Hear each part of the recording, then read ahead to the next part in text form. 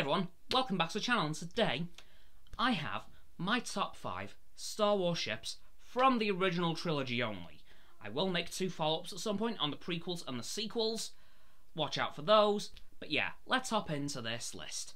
Number 5, by the way, these are going to be based off design, iconography, and their in-universe capabilities. So, with that being said, number 5 shall be the TIE Fighter. Yeah, this one's purely relying on its iconography. In-universe, it is not good. But the design, it is just iconic. You know exactly what it is, you know it belongs to the Empire, and you would think it's bad news, but honestly, it's pretty weak. It has no shields and no hyperdrive, so it can literally be blown apart with one shot. Even from a blaster, like a handheld.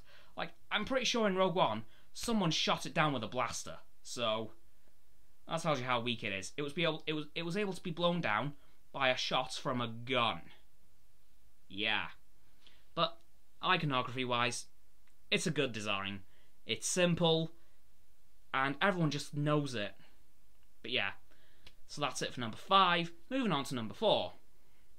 Is its much more well-built cousin, the TIE Advanced X1, or, as it's more commonly known, Darth Vader's TIE Fighter from the end of A New Hope.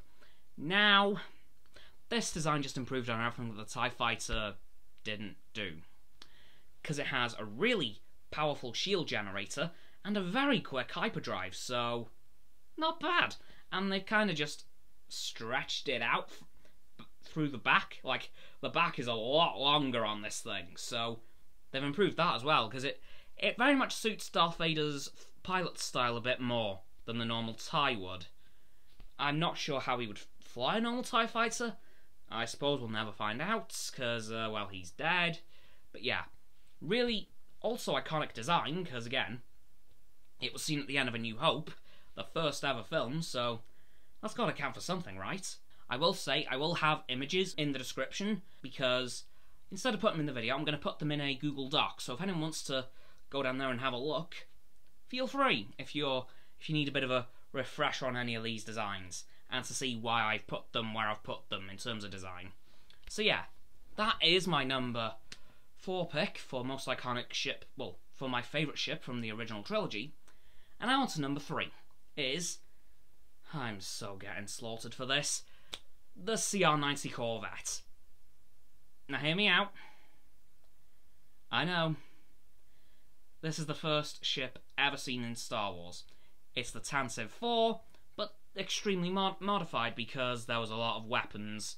The hyperdrive and shield were upgraded as well, so a lot of stuff added onto the original model. Of course, these pictures will be in the description for you guys to go look at.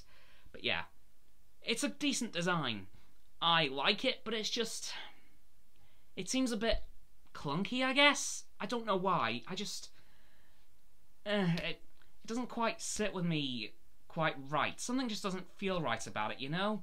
It seems like it goes out, then it goes in, then it comes back out. It just doesn't look right. It looks good, and it just doesn't look good, in my opinion. But again, well, it looks good, but it doesn't look great. But again, its in-universe applications are insane. It's a transport ship. It's very clearly a cargo ship, as well as troop transport. It does pretty much everything you'd want it to do, so props for that. But as for its design, could be better. Which I know is probably sacrilege, but hey, gotta have different opinions, right? Right? Yeah, okay. Now, moving on to number 2, which hopefully a lot more people will agree with. I hope. The T-65B X-Wing. Or, as is more commonly known, the original trilogy X-Wing. What's there to be said about this ship? It's iconic. It's probably the most well-known starfighter in Star Wars. It was even brought back for the the sequels, kinda. But I've got to say, it's an amazing design. It looks sleek. It looks like it was made for the Republic, even though it was actually made for the Empire, and the Rebels just said, you know what? I think we'll take that, because It was the perfect match for the TIE Fighter. It had shields and a hyperdrive, which of course, the two things that the TIE Fighter lacked. So, perfect countermeasure. And it flew really well, apparently. I believe it was the Rebel Alliance favourite fighter, because they did have some Republic ships, like the ARC-170 or the Z-95 Headhunter, but they always seemed to prefer the X-Wing, as that was the only one you ever saw. Although that's because the ARC-170 and the Z-95 didn't exist, but hey, we'll leave the out-of-universe stuff out of this, mostly. But the design, it's brilliant, gotta say, I absolutely love it. And again, its in-universe capabilities are insane. One of the best fighters that the galaxy's ever seen, dare I say it. Now, moving on to my 3 honourable mentions. Honourable mention number 1 is the original trilogy Y-Wing. Now, I know, yet again, iconic ship, but the way they've stripped it down from the prequels Y-Wing, it just looks a mess. There's wires hanging out, it looks as if it could just fly apart at any second. It just doesn't look that great in my opinion. I much prefer the prequel version of the Y-Wing, but that's just my take on it. Now, moving on to another Rebel Alliance ship for my second honourable mention is the B-Wing. It's a nice looking ship, but it's just very weirdly shaped. Like the cockpit's on the left, there's a wing sticking out the side of it, then it can flip down and sprout 2 more wings. Like, I can understand why they did that for like tactical purposes, but I think it could have been executed a bit better. Again, in universe, it's an amazing ship as well as the Y-Wing. Like, they are both really powerful ships, which is why they were the preferred bomber and all-around tank ship of the Rebel Alliance, and I can't blame them. They're decent ships, but it's the designs that let them down for me. Like, I love these ships, but I just can't put them in top 5 territory. Hate to say it. And now, for my number 3 honourable mention. And once again, I'm going to get slaughtered. The Imperial-class Star Destroyer. Once again, really powerful ship. One of the most powerful Star Destroyers the galaxy had ever seen. But it's yet again the design that really lets it down for me. Because it's a triangle. It is just a triangle. Like, there's not even any jagged edges to it. It is literally just a straight up triangle. Which was improved on in the Venator Star Destroyer, which I much prefer, by the way. But the Imperial, it's iconic, yes, but I just don't...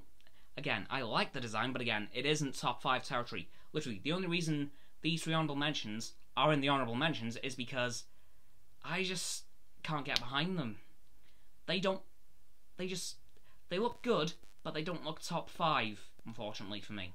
But, of course, the Imperial Star Destroyer is damn near unrivaled in terms of power in the Star Wars universe. It is possibly the most powerful Star Destroyer ever made.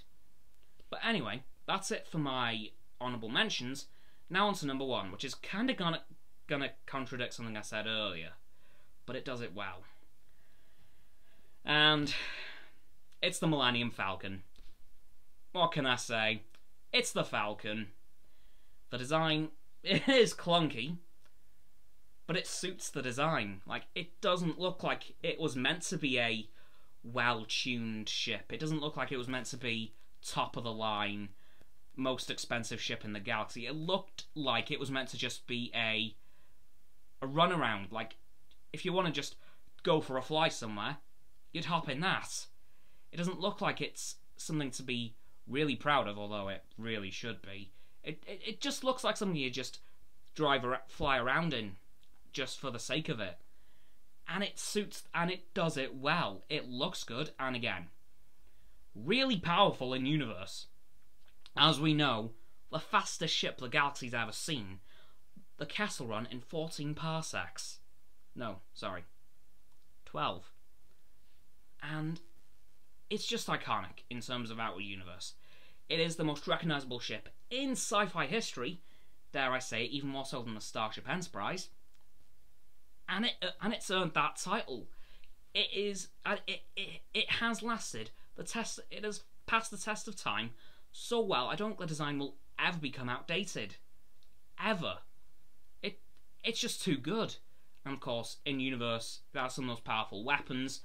Definitely the most powerful hyperdrive. Somehow Han Solo managed to tweak it a little bit. Who knows how? And yeah, it's just possibly one of the most endearing ships in Star Wars history. Not even in just the original trilogy. The whole franchise. Anyway, that is it for my top 5 Star Wars videos of Star Wars ships of all time. Whoops. So as always, people, don't forget to like this video, subscribe to mine and Roxanne's and Frost's YouTube channels. Their links are in the description. My sub button is down there. Yep, that big red one, unless you've already subbed, then it's grey. Thanks for that, by the way. And once you've done that, don't forget to click all 3 of our bell icons to get all 3 sets of our notifications. Comment as well, because why not? And let me know what you think of this video and what your top 5 Star Wars original trilogy ships are. Yes, prequels and sequels will be on their way at some point. Once you've done that too, don't forget to follow me on all of my social medias. I'll be going live on Stereo this Sunday again, by the way. Those links are going to be in the link tree. Don't forget as well to follow Roxanne on her blog and Frost on his Instagram. Their links are also in the link, also below the link tree in the description. And lastly, of course, don't forget to share this video with all of your friends so they can join the infinite loop of liking, subscribing, commenting, following and sharing, and around and around and around that loop. And I'll see you guys tomorrow with another video. Goodbye!